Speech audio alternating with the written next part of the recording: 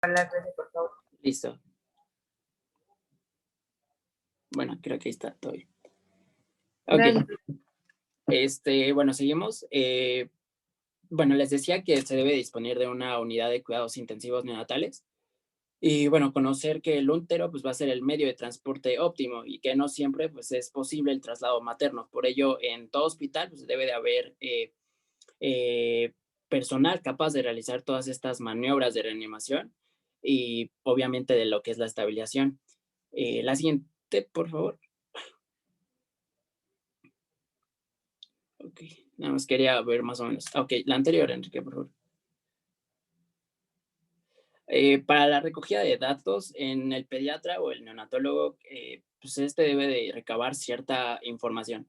Primeramente encontramos lo que son los factores de riesgo de asfixia, que propiamente los vamos a tocar más a fondo en el siguiente tema, pero nada más conocer que se van a dividir en factores de riesgo prenatales y factores de riesgo intraparto.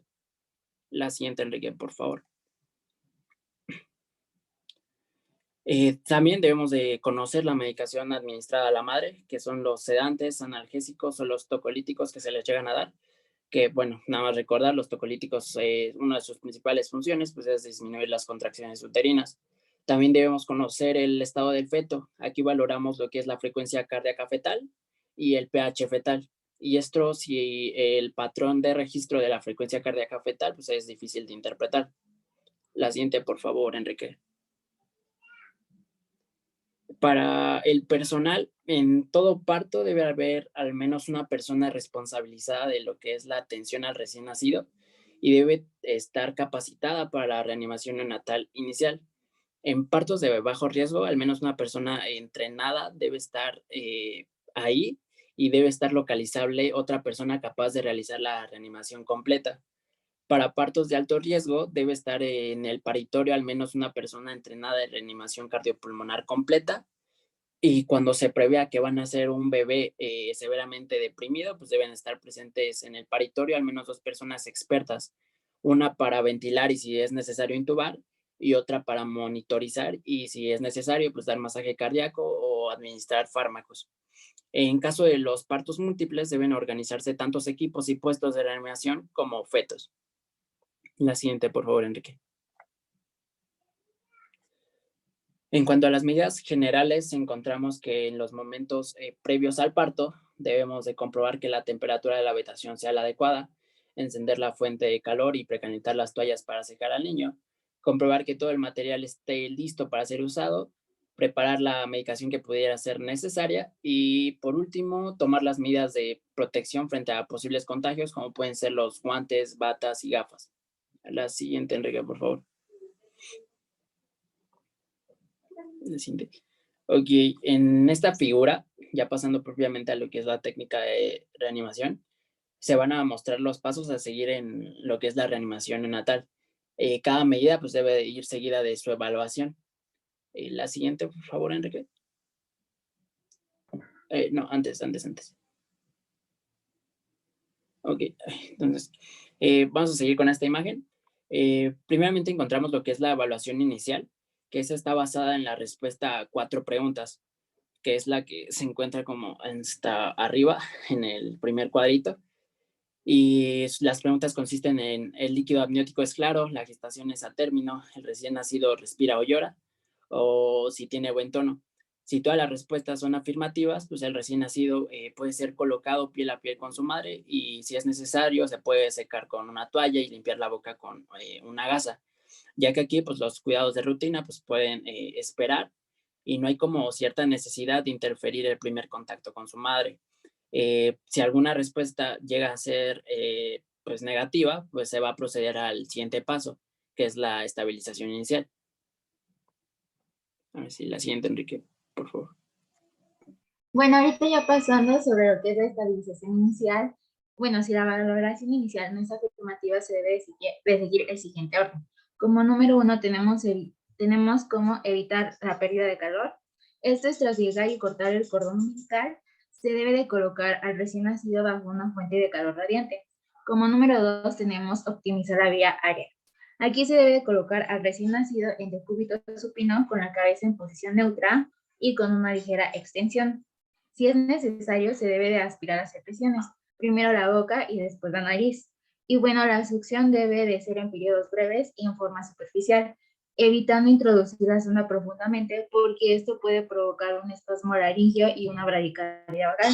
Como número 3 tenemos secar la piel con toallas precalentadas, se debe de retirar las toallas húmedas y se debe de cubrir al recién nacido con una seca. Como número 4 tenemos lo que es la estimulación táctil.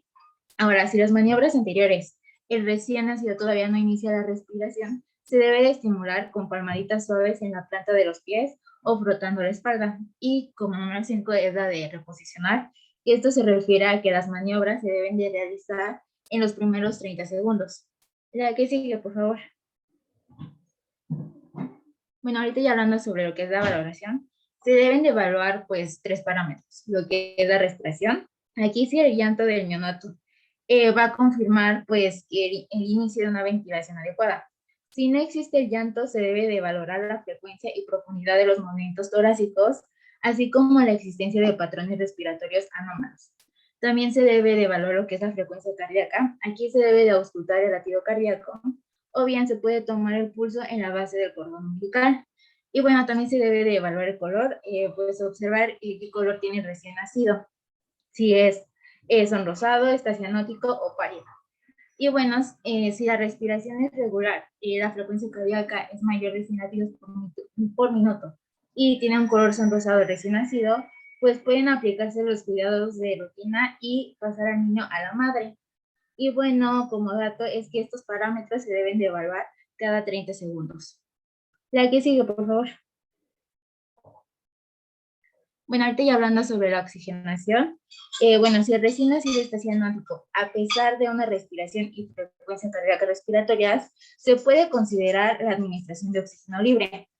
Esta se puede administrar mediante una bolsa de anestesia, mediante una mascarilla facial, que esta va a estar conectada a un mezclador aire-oxígeno, o bien se puede colocar un tubo de mezcla aire-oxígeno entre 2 dedos de la mano haciendo una mascarilla. Hay estudios que demuestran que los recién nacidos sanos van a alcanzar una saturación de oxígeno del 90% entre los 5 y 8 minutos de vida. Y bueno, también hay recomendaciones que van a indicar el inicio de la administración de oxígeno cuando ésta sea necesaria, principalmente cuando el oxígeno se encuentre a concentraciones bajas, aproximadamente entre el 30 y 35%. Y bueno, algo como importante es que el gas que se debe utilizar debe de estar húmedo y debe de estar caliente. La que sigue, por favor. Bueno, ahora vamos a hablar sobre la ventilación. Y bueno, es importante saber que hay de diversos tipos. Para la ventilación no invasiva y manual, sus indicaciones es que el paciente tenga apnea o movimientos respiratorios inadecuados.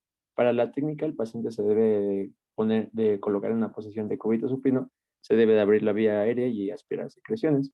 Después debemos colocar la mascarilla, donde esta no se debe de apoyar en los ojos y no debe de sobrepasar el mentón, como lo podemos ver aquí en las imágenes, donde el sellado es de manera incorrecta. Y esto va a permitir un sellado total de la boca y la nariz. Esto debe ser transparente y con un rodete almohadillado que permita un buen sellado y evite de esta manera lesiones en la cara. Después vamos a hablar sobre la ventilación con mascarilla conectada a bolsa, donde la bolsa debe ser autoinflable con un tamaño no superior a 750 milímetros y con una válvula de seguridad cuyo límite de presión esté prefijado a 30 centímetros de agua, y la bolsa se conecta a un flujo de gas humidificado y caliente entre 5 a 10 litros por minuto. Después tenemos la ventilación con tubo T, donde este dispositivo es de manera manual, que permite predeterminar el límite de pico, que es variable según en la edad gestacional y la causa de reanimación. Y este puede ser suficiente con 20 centímetros de agua. Y bueno, es importante decir también que al ocluir con un dedo el tubo T se produce la inspiración y al soltarlo se produce la expiración. Y bueno, se requiere también cierta práctica para limitar el tiempo inspiratorio y para establecer la frecuencia respiratoria adecuada. Y después tenemos a la intubación endotraqueal, donde en cuanto a sus indicaciones va a ser que, bueno, sea también con una ventilación con bolsa o mascarilla, que haya una ventilación con bolsa o mascarilla ineficaz. Si se prevé un tiempo prolongado de ventilación o cuando se requiera una expiración traqueal, por ejemplo, con líquido amniótico meconial o algún tipo de situación especial, como puede ser una hernia diafragmática o prematuridad extrema. Y bueno, aquí les puse algunas, en resumen, algunas de las características que se deben tomar en cuenta para saber el diámetro del tubo que podemos utilizar. Bueno, después vamos a hablar sobre el masaje cardíaco, que bueno, en cuanto a sus indicaciones va a ser en cualquier momento si hay ausencia de un latido cardíaco o si la frecuencia cardíaca es inferior a 60 latidos por minuto tras 30 segundos de ventilación de compresión positiva. Y bueno, entre 3 y 5 compresiones por una ventilación debe ser eficiente para reanimar a los recién nacidos. Y bueno, el uso de otras proporciones entre compresiones torácicas y ventilación daría lugar a una hipoventilación. La técnica que se utiliza en la actualidad y la que también recomienda la guía de práctica clínica es la siguiente, que va a ser con las dos manos, la cual se usan los dedos pulgares y estos se van a colocar sobre el esternón y el resto de los dedos van a estar rodeando el tórax del paciente. Y bueno, este método, ¿por qué se utiliza? Porque puede mantener una calidad constante en compresiones por más tiempo y se refiere que es más fácil y menos agotador para el personal de salud que lo realiza. Y bueno, también es importante mencionar las siguientes técnicas, que bueno, una sería la de pulgar sobre pulgar, que es pues muy similar, nada más que ponemos un pulgar sobre el otro. Y la otra es puede ser con los dedos índice y medio, colocarlo de una manera perpendicular sobre el eje longitudinal del esternón y realizando las mismas compresiones. Y bueno, existe una relación entre la compresión torácica y la ventilación, que esta relación va a ser de 3 a 1, salvo cuando exista un paro cardiorrespiratorio que tenga una etiología cardíaca. Aquí debe considerarse una relación mayor de compresiones torácicas respecto a la ventilación. Y bueno, en cuanto a la actitud, después de 30 segundos de ventilación y masaje cardíaco se debe de valorar la frecuencia cardíaca, ya que, bueno, la frecuencia cardíaca que sea menor a 60 latidos por minuto, también nosotros podemos hacer uso de algunos otros medicamentos. Eh, y después tenemos que pasar 30 segundos ventilando y realizando el mismo masaje. Algunos de los tratamientos suplementarios hacia este masaje, pues van a ser ciertos medicamentos, como ya los había mencionado previamente. Y en cuanto a las vías de administración, pues tenemos aquí a la vena umbilical, que es la vía de elección para la administración de líquidos y fármacos, que esto va a ser tras seccionar el cordón umbilical, se debe introducir un catéter, dependiendo de la edad gestacional del paciente, ya que la vena es el vaso de mayor calibre, hasta que refluya la sangre una vez administrada la medicación y se debe de lavar con suero fisiológico. Y también tenemos la vía endotraqueal, donde esto va a estar reservado exclusivamente para pacientes que van a estar intubados. Y bueno, como ya se los había mencionado, pues tenemos diversos medios para poder realizar una ventilación de esta manera, como ya se los había explicado. Y bueno, la epinefrina va a ser el medicamento que más se usa durante la reanimación neonatal cuando la frecuencia cardíaca se mantiene por debajo de los 60 latidos por minuto. Bueno, esta epinefrina se usa a pesar de tener una ventilación adecuada de la vía aérea y a pesar de tener también el masaje cardíaco con una técnica adecuada. Normalmente se debe de introducir por una vía venosa, pero si no hay un acceso a una vía venosa, también, pues como se los comentaba previamente, se puede utilizar una vía endotraqueal y bueno, ya dosis mayores, bueno, la guía de práctica clínica nos refiere que se puede utilizar dosis aproximadamente de 0,003 miligramos por kilogramo hasta 0,5 miligramos por kilogramo. pero ya dosis mayores pueden ser perjudiciales para nuestro paciente. Y bueno, también es importante mencionar que también podemos utilizar expansores de volumen.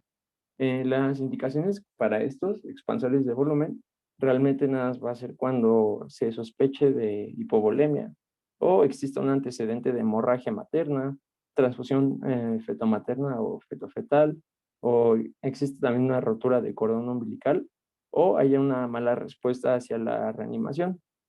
Y o cuando también existan datos clínicos sugerentes de estas, bueno, de esta sospecha de hipovolemia, cuando exista una mala perfusión o cuando hay una reanimación acidótica. Y bueno, también tenemos, recordemos que los más usados serían los cristaloides, que es el suero fisiológico es el más utilizado. Y también tenemos la naloxona, pero bueno, esta realmente, la guía de práctica clínica refiere como tal el suero fisiológico. Y bueno, a continuación vamos a comenzar el tema de asfixia perinatal.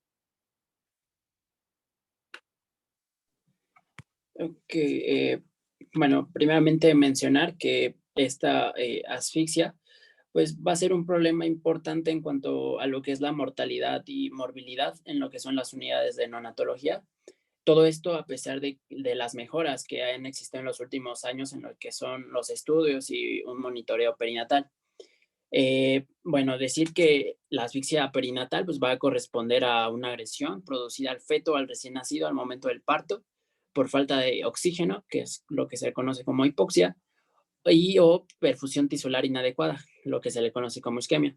Esta condición pues nos lleva a una hipoxemia, a una hipercapnia, que bueno, la hipercapnia pues se produce cuando hay demasiado dióxido de carbono en lo que es el torrente sanguíneo y pues por lo general ocurre como resultado de lo que es una hipoventilación. También nos puede causar una acidosis significativa. De hecho, un tercio de toda la mortalidad global infantil en los menores de 5 años va a corresponder a muertes durante lo que es el periodo neonatal, que recordemos que el periodo neonatal pues comprende lo que son las primeras 4 semanas de vida de un bebé y en este tiempo va a haber como cambios muy rápidos. Entonces, pues se pueden presentar como muchos eventos críticos en este periodo. Para su incidencia, pues va a variar en las diferentes regiones del mundo, siendo en países desarrollados de 1 a 2 por cada 1.000 recién nacidos, mientras que en los países en vías de desarrollo su incidencia es mayor. Aquí se oscila entre 5 a 6 por cada 1.000 recién nacidos. La siguiente, por favor, Enrique. Bueno, de acuerdo a la Academia Americana de Pediatría y Colegio Americano de Obstetricia y Ginecología, ellos también tienen su propia definición y nos hablan de ciertos criterios para una asfixia severa, que son los siguientes. El pH del cordón debe ser menor a 7, el Apgar a los 5 minutos debe ser menor a 3 y el compromiso neurológico debe haber alguna presencia de irritabilidad, de convulsiones o una posible coma. También debe haber compromiso de 2 o más síntomas, es decir, sistemas, perdón, es decir, el renal, el cardíaco, intestinal, el hematológico, el digestivo. Entonces, como ya nos habla aquí de una asfixia severa, pues también debe haber una asfixia moderada o alguna asfixia leve, lo que nos lleva a la clasificación. La siguiente, por favor, Enrique. Que bueno, existe aún controversia en cuanto a la clasificación de la asfixia, ya que algunos autores consideran como asfixia leve o moderada a una simple depresión respiratoria y no como asfixia como tal. La diferencia se va a encontrar en que se define como depresión respiratoria todo Apgar menos de 7 al minuto de vida. Y esto que obviamente pues no cumple con los criterios de asfixia, pero para manejo se va a utilizar la siguiente clasificación, que la asfixia leve pues va a ser Apgar menor al 3 al minuto y mayor a 5 a los 5 minutos. De pH del cordón debe ser mayor a 7.1 y de recién nacido asintomático.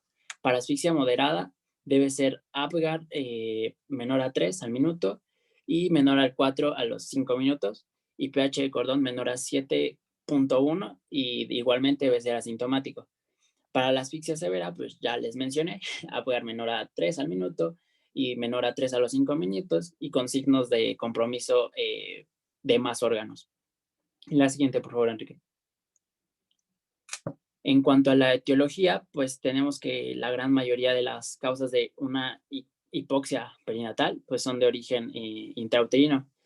Aquí encontramos que un 90% están en relación con lo que es el periodo de anteparto e intraparto, y esto pues, como consecuencia de una insuficiencia placentaria que se va a ver reflejada en el feto como pues, la incapacidad para recibir el O2 y eliminar lo que es el CO2.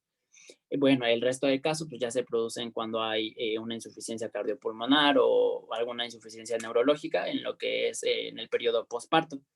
Suelo conocer que va a haber diferentes procesos que producen lo que es la descomposición que puede desencadenar lo que es la asfixia, como pueden ser patologías que alteren la oxigenación materna, aquellas que disminuyan el flujo sanguíneo de la madre a la placenta o aquellas que modifiquen el intercambio gasoso a través de la placenta. Y bueno, yéndonos más específicos, el 20% ocurre antes del parto, el 70% ocurre en el intraparto y el 10% ocurre durante el periodo neonatal, es decir, en el periodo postparto. Mira la siguiente, Enrique. Bueno, a continuación ya vamos a ver aquellos procesos que pueden pues, desencadenar la asfixia neonatal o también conocidos como factores de riesgo, que son los que les colocaba en la tablita anterior, pero ya vamos a abarcarlo más a fondo. Bueno, ahorita ya hablando más a fondo sobre lo que son los factores de riesgo. Bueno, entre los maternos encontramos lo que es la hemorragia en el tercer trimestre, así como infecciones ya sean urinarias, una corioamnionitis o una sepsis, hipertensión gestacional, una hipertensión crónica, anemia, colagenopatías, intoxicación por drogas o comorbilidad obstétrica.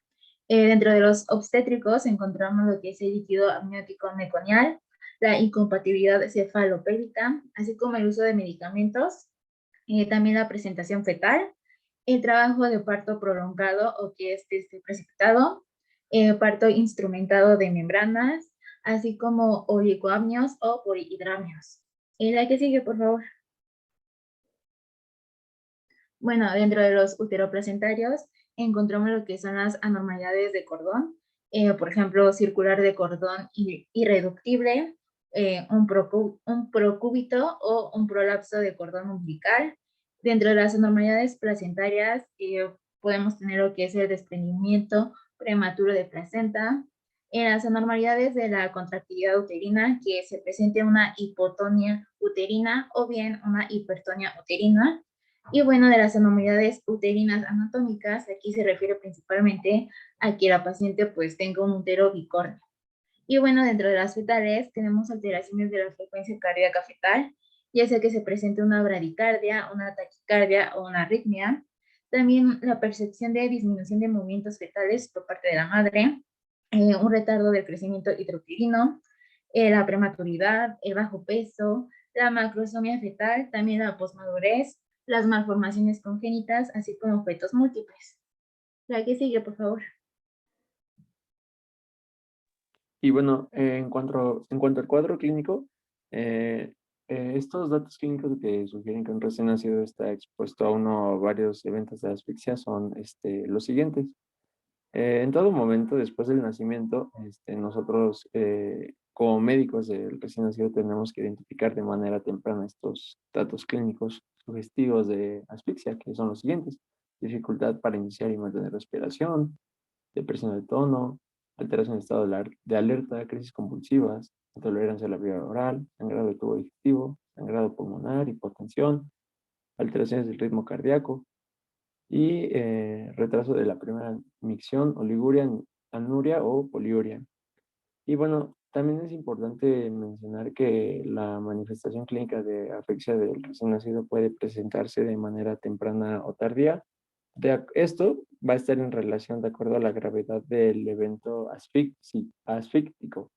Y bueno, aquí tenemos, realmente son los mismos, pero lo que los va a caracterizar es el tipo de, en los que estos se van a ir apareciendo.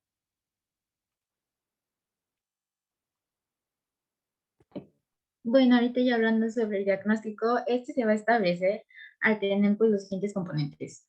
Una acidosis metabólica con un pH menor o igual a 7, también que se presenten alteraciones neurológicas y o falla orgánica multisistémica, y también un puntaje APGAR de 0 a 3 a los 5 minutos. Y bueno, en las siguientes diapositivas vamos a hablar más a fondo sobre estas. La que sigue, por favor. Bueno, como les había mencionado, la acidosis metabólica, pues, o sea, se va a considerar como acidosis cuando presente un pH menor a 7, así como un exceso de base menor o igual a 10. También las causas, bueno, el 6% se ha visto que, bueno, de las acidosis metabólicas que están presentes al momento del nacimiento son debido a una acidosis materna, a una sepsis, a enfermedades pulmonares o a malformaciones congénitas. Algo importante es que la acidosis metabólica secundaria a la asfixia generalmente se va a presentar durante los primeros 30 minutos de vida. Y bueno, las alteraciones neurológicas ocurren cuando se excede el déficit de base, que es entre 10 y 12. Algo también importante es que la muestra debe de ser del cordón umbilical inmediatamente después del nacimiento, o bien una muestra arterial o capilar dentro de los primeros 30 minutos, bueno, después de que nace el recién nacido. La que sigue, por favor. Bueno, y en la cuestión de APGAR, bueno, como vemos en la imagen del lado izquierdo, pues tenemos la escala, lo que se evalúa, que es la apariencia, el pulso, el gesto, la actividad y la respiración. Entonces, cuando la puntuación es menor o igual a 3 a los 5 minutos, pues ya va a haber alteraciones de la frecuencia cardíaca fetal, sufrimiento fetal, un pH arterial bajo, así como el desarrollo de encefalopatía hipóxico-isquémica y una parálisis cerebral. La AAP, que es la Academia Americana de Pediatría, y también el Colegio Americano de Ginecología y Obstetricia, refieren que la puntuación de APGAR se va a ver afectado por edad gestacional, por el uso de medicamentos por parte de la madre, también por la reanimación y por la condición cardiorrespiratoria y neurológica. Y bueno, también el puntaje de APGAR menor o igual de 3 a los 5 minutos va a ser considerado como factor de riesgo para muerte neonatal. La que sigue, por favor. Bueno, ya les había hablado sobre esto y los motivos de por qué se van a afectar esta puntuación. La que sigue, por favor. Bueno, ahorita ya hablando sobre la falla neurológica, el daño neurológico se va a presentar principalmente como una encefalopatía hipóxico-isquémica. Entre los signos y síntomas que nos van a hacer sospechar sobre la presencia de una lesión neurológica, van a ser una dificultad para iniciar y para mantener la respiración, así como una depresión del tono muscular y de los reflejos primarios. Va a haber alteración del estado de alerta y crisis convulsivas. Aquí algo importante es que la presencia y gravedad clínica pues va a depender del grado de hipoxia que se presenta. La que sigue, por favor. Bueno, y también algo importante de la falla neurológica es que se debe de realizar una evaluación clínica en las primeras 4 horas de vida, y estas se tienen que incluir lo que es el estado de alerta, el tono muscular, las respuestas motoras y la reactividad. Y bueno, ya hablando sobre la falla cardíaca, bueno, entre el 50 y 80% de los recién nacidos que tuvieron asfixia presentan un daño miocárdico, y este se presenta principalmente como una miocardiopatía hipóxico-isquémica. Aquí, pues, el signo principal o característico es lo que es una bradicardia compensatoria. Sin embargo, se pueden encontrar otros hallazgos como una hipertensión pulmonar, una insuficiencia tricuspidea transitoria, una insuficiencia mitral transitoria, pero esta es menos común. También se puede encontrar lo que es un soplo regurgitante en el foco pulmonar o en el foco mitral. La que sigue, por favor. Bueno, y también vamos a entrar en lo que son los marcadores bioquímicos elevados, principalmente lo que es la DHL, la CK, CKMB y la relación entre estas. Igual va a haber un incremento de niveles de la troponina TEI. Y bueno, vamos a encontrar alteraciones electrocardiográficas, ya sea un desnivel CT, una alteración de la onda T, también una desviación del eje a la derecha, así como alteraciones ecocardiográficas, que aquí principalmente va a haber una disminución de la fracción de eyección, también un acortamiento fraccional, el gasto cardíaco y un volumen sistólico, así como un incremento de la presión pulmonar. La que sigue, por favor. Bueno, ya hablando sobre la falla renal, esta principalmente se va a ver porque va a haber un retraso en la primera misión. También se puede presentar lo que es la oligoanuria o poliuria, una hematuria persistente o una proteinuria llegando a la insuficiencia renal. Si hay alteraciones tubulares, estas se van a ver reflejadas porque va a haber un aumento de la beta microglobulina, un aumento de la NAC, también los electrolitos urinarios se van a encontrar alterados y la creatinina sérica va a estar mayor a 1 miligramo. La que sigue, por favor. Bueno, ahora se deben de realizar pues los siguientes cálculos para valorar lo que es la función renal y pues también integrarlo al diagnóstico. Como primer dato, es lo de la fracción excretada de sodio, que bueno, ahí está la fórmula, que es sodio urinario por la creatinina plasmática sobre creatinina urinaria por el sodio de plasma por 100. Se va a considerar una falla prerrenal si es menor de un porcentaje y una falla del parénquima si es mayor de 2.5. Ahora, en el índice de función renal, bueno, la fórmula es sodio urinario sobre creatinina urinaria sobre creatinina plasmática, y bueno, se va a considerar falla prerrenal si es menor a 1.3 más 0.8 y una falla del parénquima si es mayor de 11.3 más 9.6. Y bueno, en el sodio urinario se va a considerar como una falla prerrenal si se presenta de 10 a 5 miliequivalentes por litro, y una falla del parénquima si el resultado es de 30 a 90 miliequivalentes por litro. La que sigue, por favor. Bueno, en cuestión de la falla digestiva, generalmente se va a presentar como una intolerancia digestiva transitoria, así como una enterocolitis necrosante o una hemorragia digestiva. Se va a recomendar que ante la presencia de la enterocolitis necrosante en el recién nacido, pues se debe de investigar procesos de tipo infeccioso, así como de tipo inflamatorio. En cuestión de la falla hepática, esta principalmente lo vamos a ver porque va a haber una elevación del más del 50% de los valores normales de lo que es el aspartato aminotransferasa, la alaninoaminotransferasa y la deshidrogenasa láctica. La que sigue, por favor. Bueno, en cuestión de la falla hematológica, se va a manifestar principalmente con trombocitopenia, y esta pues se va a presentar en las primeras 48 horas de vida. Otros hallazgos adicionales que podemos encontrar es una poligloburia, anemia, leucocitosis, que esta se va a presentar entre las 2 y 96 horas de vida, así como un incremento de trombopoyetina, una coagulación intravascular diseminada y alteraciones de la coagulación. Algo importante es que el recién nacido asfixiado va a presentar una mayor predisposición a hemorragia o a trombosis. La que sigue, por favor. Bueno, y ya hablando sobre la falla respiratoria, se va a considerar falla pulmonar secundaria asfixia cuando hay una necesidad de oxígeno suplementario en forma persistente, una hipertensión pulmonar persistente o una hemorragia pulmonar masiva. La que sigue, por favor. Bueno, ahora vamos a hablar sobre el tratamiento y bueno, es importante mencionar que pues del aproximadamente el 10% de todos los recién nacidos, bueno, en nuestro país van a requerir algún tipo de ayuda para empezar a respirar, y de este 10% solamente el 1% va a requerir una reanimación avanzada. Y bueno, de acuerdo a estas asociaciones pediátricas, marcan ciertas directrices y puntos para la reanimación neonatal, que, bueno, realmente se menciona que tienen un reconocimiento internacional que van a hacer estas.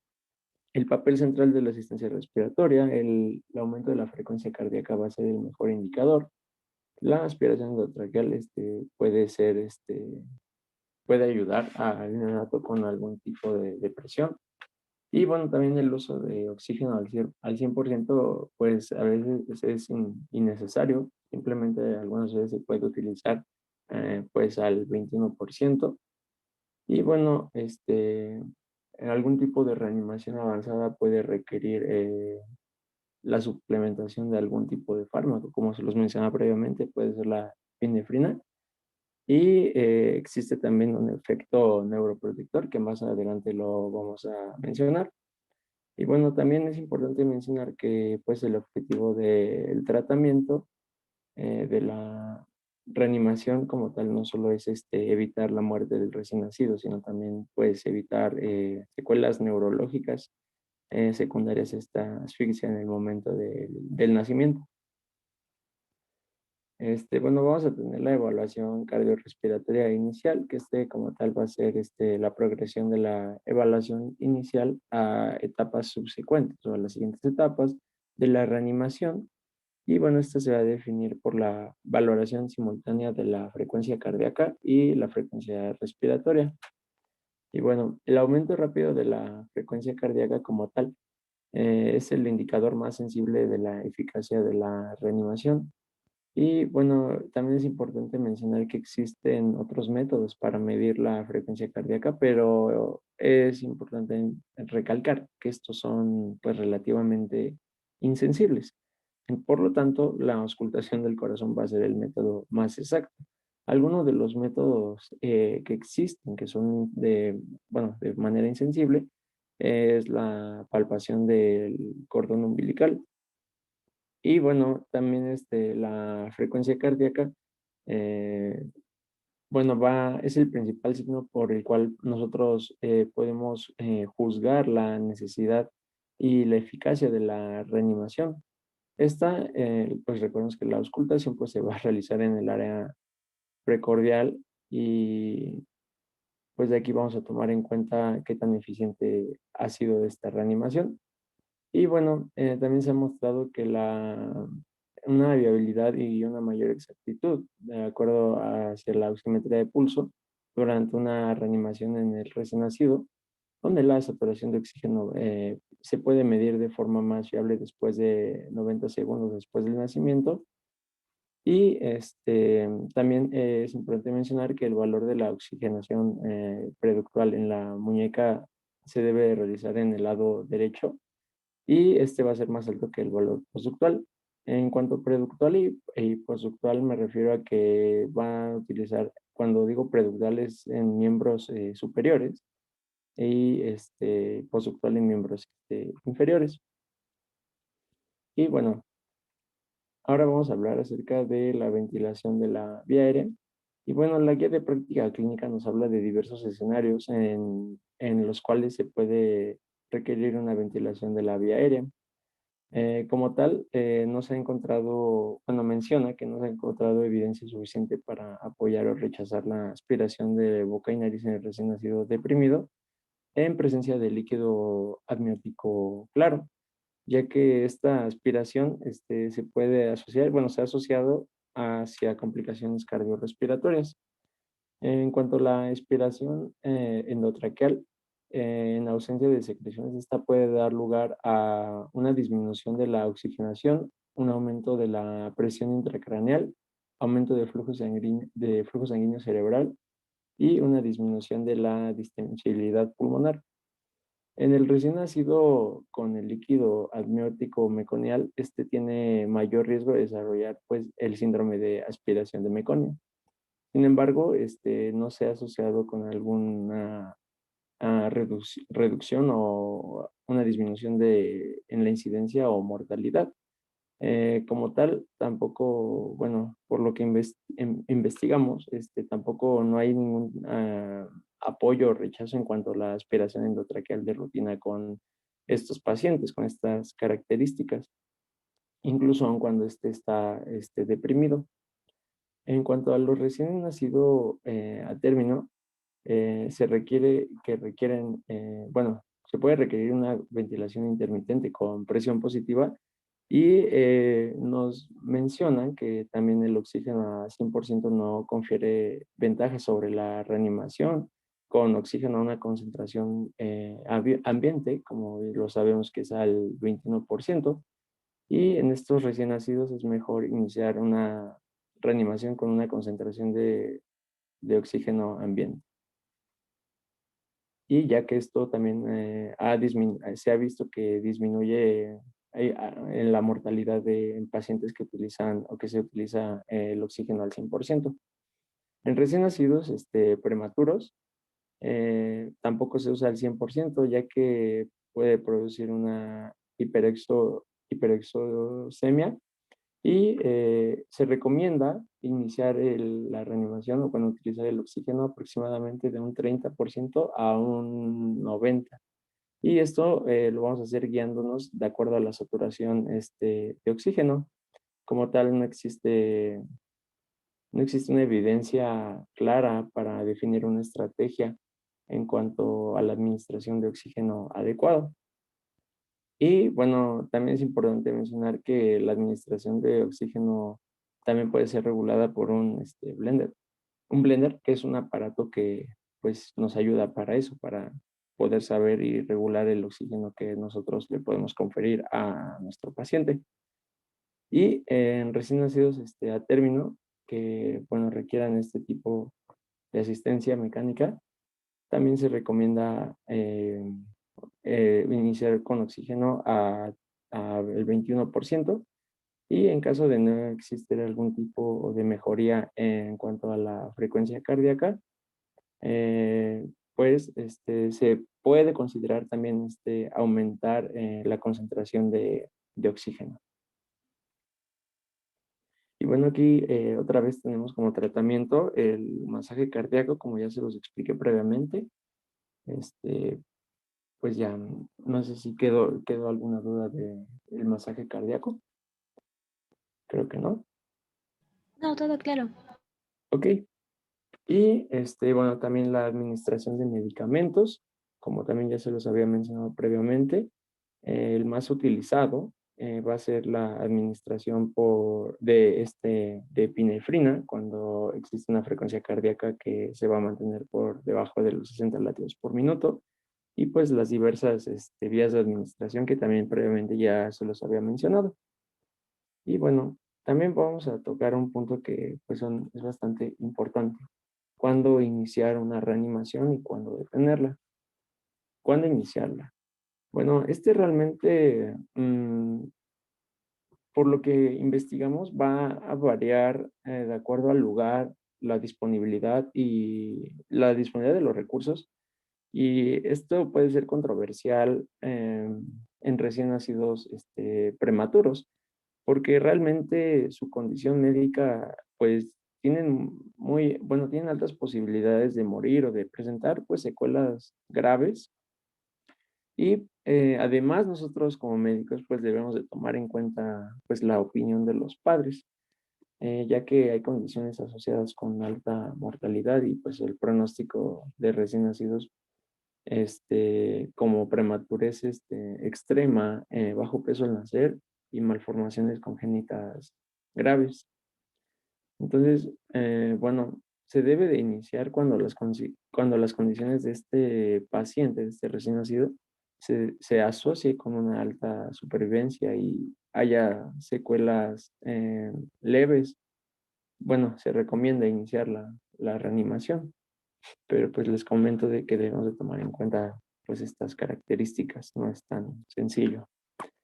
Y bueno, también es importante mencionar que las condiciones asociadas con una alta mortalidad y un mal pronóstico pues se encuentran limitadas, por lo cual hago hincapié y es bastante importante que tomemos en cuenta la opinión de los padres y asimismo con nuestro equipo de trabajo, con el médico obstetra, esto con la finalidad de conocer pues de una manera anticipada la condición en la que el recién nacido y cómo se va a planificar con los padres para poder saber cuáles pueden ser las diversas posibilidades y qué es lo que nosotros podemos ir siguiendo, los pasos que podemos ir siguiendo.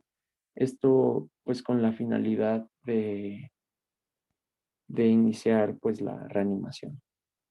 Y en cuanto, cuando detener la reanimación, pues también se recomienda que pues el personal de salud que tiene el recién nacido que no recupera una frecuencia cardíaca o que ésta se mantiene debajo de los 60 latidos por minuto después de 10 minutos de reanimación, pues ya nosotros deberíamos de estar considerando en detener la reanimación.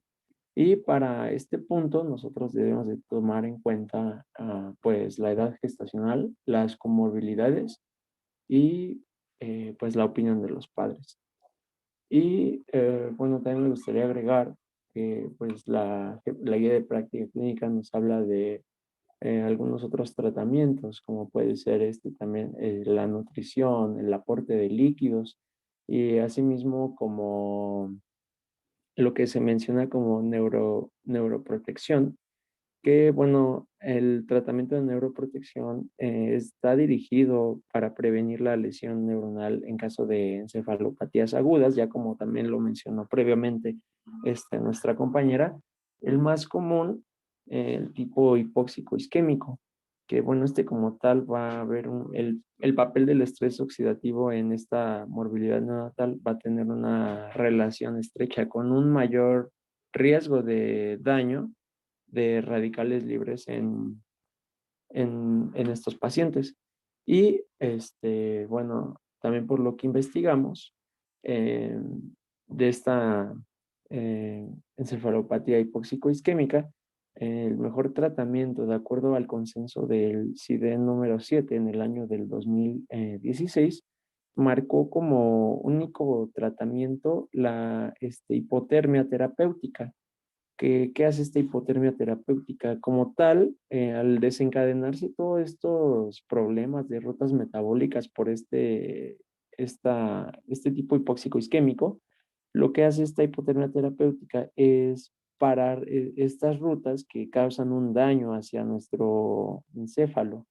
Y bueno, realmente no todos los pacientes son candidatos para este tratamiento. Como tal, deberían ser pacientes que tengan una edad gestacional mayor a 35 semanas, que se debe de iniciar en las primeras 6 horas de vida, que también se conoce como el periodo de ventana. Debe de tener una temperatura aproximadamente de 33 a 34 grados centígrados y es importante mencionar que el tiempo máximo de este tratamiento es de 72 horas y posteriormente de estas 72 horas se tiene que ir elevando la temperatura cada hora a 0.5 grados centígrados y es importante que no debe sobrepasar este valor y sobre esto nosotros también podemos ir evaluando qué beneficios tuvo nuestro paciente al estar con este tratamiento. Y bueno, eso sería todo de nuestra parte. No sé si algún compañero, usted doctor, quiere agregar algo. ¿Bien? ¿Alguna pregunta que tengan, muchachos? Ok, bueno, miren, la asfixia perinatal pues es un evento en el cual día con día el pediatra pues se ve comprometido con el paciente, ¿sí? Muchas técnicas van a existir, sobre todo técnicas de reanimación, ¿sí? Decía un maestro, yo sé cómo mato mis cucarachas, ¿sí? Yo te voy a enseñar cómo mato mis cucarachas y tú vas a aprender cómo vas a matar las tuyas, pero vas a tener unas bases que yo te estoy dando. Y eso es cierto, ¿sí? O sea, la literatura nos puede dar 1000 técnicas, pero aquí lo importante y lo beneficioso para uno es realizarlo, ¿sí? Y poner en práctica lo que uno ha aprendido. Es un problema, una situación muy severa en ocasiones, ¿sí? todo lo que sus compañeros mencionaron, pues es todo lo que debemos de hacer, desafortunada o afortunadamente, ¿sí? Pero pues es algo que debemos de tener de conocimiento, todo aquel que se dedique a la pediatría, ¿sí? Porque no saben en qué momento se les va a presentar o en qué momento va a saltar la liebre, ¿sí? Es importante, muchachos, que le den una revisada al tema nuevamente. Sí, a lo mejor ahorita pues, las dudas que puedan surgir van a ser dudas en cuanto al tema, pero ya dudas sobre en cuanto al tema, cómo se vio, ¿sí? Pero ya las dudas cuando van resultando, conforme va haciendo uno en la práctica diaria, ¿sí? Es lo que nos va haciendo de alguna manera, volver a leer y a releer y volver a leer y volver a checar y volver a hacer, ¿sí? De tal manera que ya todo esto pues está normatizado, ¿sí? Con las famosas guías de práctica clínica, ¿sí? Y actualmente, muchachos, ante la ley, nosotros no nos podemos salir de esas guías de práctica clínica, ¿sí?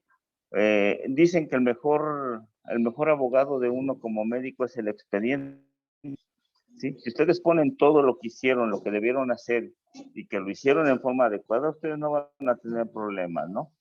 Pero cuando hay una desorganización y una desinformación, pues es cuando vienen los problemas, ¿sí? Yo los invito a que le den una checadita al tema, nuevamente que lo lean con toda la calma del mundo, ¿sí? Porque ahorita los expertos del tema, pues son los que dieron la clase, ¿sí?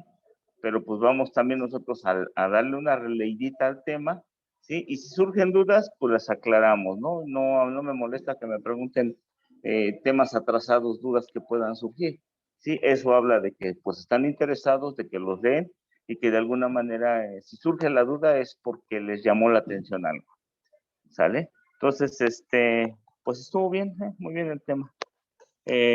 Nos vamos a ver el lunes. Sí, doctor. Sí, doctor.